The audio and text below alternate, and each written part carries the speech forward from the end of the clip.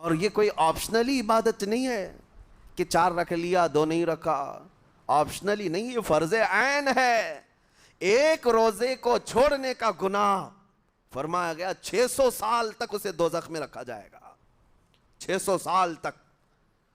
یہ معمولی چیز نہیں ہے۔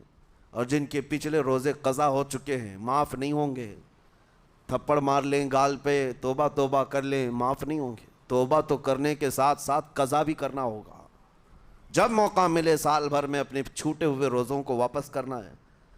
اس کی اہمیت میں آپ کو بتا دوں، ایک روزہ اگر جان بوجھ کر کے کسی نے توڑا یا چھوڑا تو جانتے ہیں اس کا کفارہ کیا ہے؟ اس کا کفارہ یہ ہے کہ اس کے بدلے میں دوسرے دنوں میں 60 روزے کنٹینیو رکھے۔ رمضان کا ایک روزہ پورا کرنے کے لیے 60 روزے رکھنے پڑ جائیں گے۔ ہاں اگر کسی عذر کی وجہ سے، کسی تکلیف کی وجہ سے چھوڑا تھا، بیمار تھا یا سفر میں تھا یا تکلیف کی شدت تھی، اس وجہ سے روزہ چھوڑا تھا، تو اس کے بدلے میں ایک روزے کی قضا ایک ہی روزہ ہوگی۔ لیکن بغیر کسی عذر کے، شہوت کی وجہ سے، نفس پرستی کی وجہ سے توڑا تھا یا چھوڑا تھا تو پھر 60 روزے رکھنے پڑ جائیں گے۔ اس سے اندازہ ہوتا ہے کہ ایک روزے کی اہمیت کیا ہے رمضان کے۔ اسی لیے میرے عزیزو، یہ روزے آسان ہیں، روزے آسان ہیں، اس کو رکھ لو، اس کی جزا بہت بڑی ہے، اس کی جزا بہت بڑی۔ ویسے بھی آپ دوسرے دنوں میں لیٹ ناشتہ کرنے کے بھی عادی ہیں۔ ممبئی والوں کا تو حال یہی ہے، 12 بجے کے بعد 1 بجے 2 بجے تو ان کے ناشتے ہوتے ہیں، دوپہر کا کھانا تو شام 5 بجے ہو رہا ہوتا ہے۔ بس وہ ناشتہ اسکپ کرنا ہے، دوپہر کے کھانے جو آپ کے ہوتے ہیں اس سے اور تھوڑا ایکسٹینڈ کر لیں تو افطاری کا وقت آ جاتا ہے۔ کوئی بہت بڑی دقت کی بات نہیں، کوئی بہت بڑے بوجھ کی بات نہیں، آسان ہے۔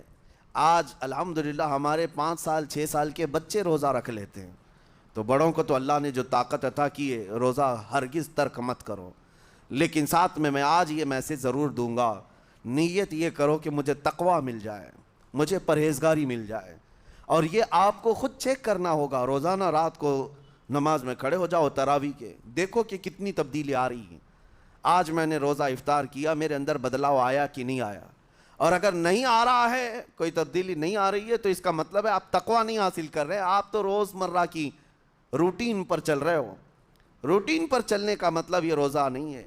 روزہ تقوی دے کر جاتا ہے بندے کو، روزہ خوف خدا دے کر جاتا ہے بندے کو۔ اسی لیے میرے عزیزو، آج دیکھیں آپ بہت ساری برائیوں سے رمضان میں بچ جاتے ہیں، تھوڑی اور محنت کی ضرورت ہے۔ ہم نے دیکھا ہے بہت سارے گھروں میں، باقی عیاش گھروں کی مجھے کوئی وہ نہیں ہے، ان سے کوئی لینا دینا نہیں، لیکن نارمل مسلمانوں کے گھروں میں بھی ہوتا یہ ہے، عورتیں بچوں کو تلقین کرنا شروع کر دیتی ہیں، گانے بند کرو، ٹی وی بند رکھو، بہت ساری چیزیں بند رکھو کہ رمضان آیا ہوا ہے۔ اور رمضان میں اگر ٹی وی لگا بھی لیا تو کچھ اسلامک چیزیں دیکھنے لگ گئے۔ ماحول تم نے خود ہی بدلا ہے اپنے گھر میں، کچھ چیزوں کو آپ نے بدلا ہے اور کچھ چیزوں کا ادب آپ نے کرنا شروع کیا ہے۔ اسی کو اور تھوڑی سی محنت کے ساتھ بڑھا لیا جائے، قسم رب ذوالجلال کی، ہر برائی رمضان میں ہی آپ سے ختم ہو جائے گی۔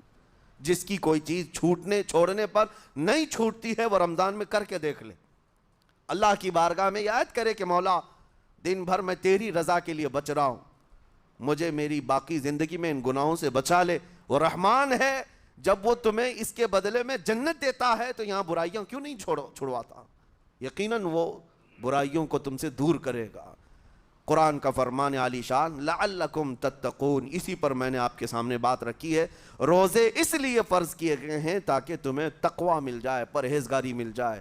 بعض لوگوں کو دیکھا گیا ہے رمضان المبارکہ میں بھی وہ اپنی بری حرکات سے باز نہیں آئے، ان کی روٹین ویسی ہی جاری رہی، نعوذ باللہ نظروں کی خطائیں بھی باقی رہیں۔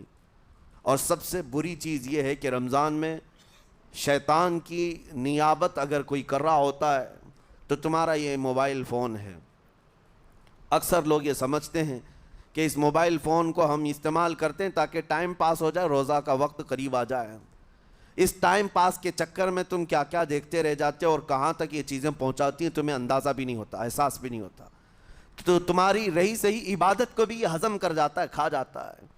اس کے استعمال پر اگر کنٹرول ہے تو خوب استعمال کرو، لیکن کنٹرول نہیں ہے تو اے نوجوانوں اس کا بھی روزہ رکھو، اس انٹرنیٹ کی بلاؤں سے محفوظ ہو جاؤ، اس لیے کہ بہتوں کو میں نے دیکھا ہے ان کے دن بھر اور رات بھر رمضان میں سوشل نیٹ ورکس پر مصروفیت ویسی کی ویسی ہے جیسے دوسرے دنوں میں تھی۔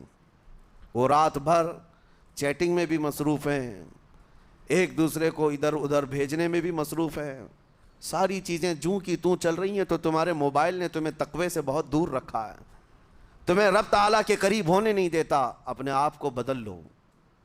ظاہر سی بات ہے یہ سخت چیز ہے، اگر کوشش کرو گے تو بچ جاؤ گے، اور تقوی اتنی آسانی سے تو نہیں ملتا۔ اپنے آپ کو سٹرگل کرو، انشاءاللہ العزیز دل پاک ہو جائے گا، پھر آپ کو اپنی زندگی کے اندر جو اجالے نظر آئیں گے وہ خود آپ محسوس کریں گے، آپ محسوس کریں گے۔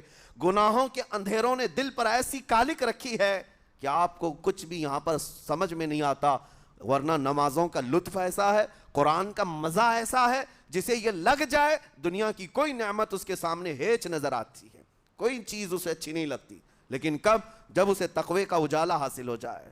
میرے عزیز، اللہ کریم کی بارگاہ میں دعا گو ہوں، مولا قدیر و جبار ہم سب کو تقوی و پرہیزگاری عطا فرمائے، اور ہم سب کے روزوں سے اللہ تعالی ہمیں پرہیزگاری عطا فرمائے۔ ان روزوں کے انوار اور برکات اور رمضان کے احترام کی ہمیں توفیق عطا فرمائے۔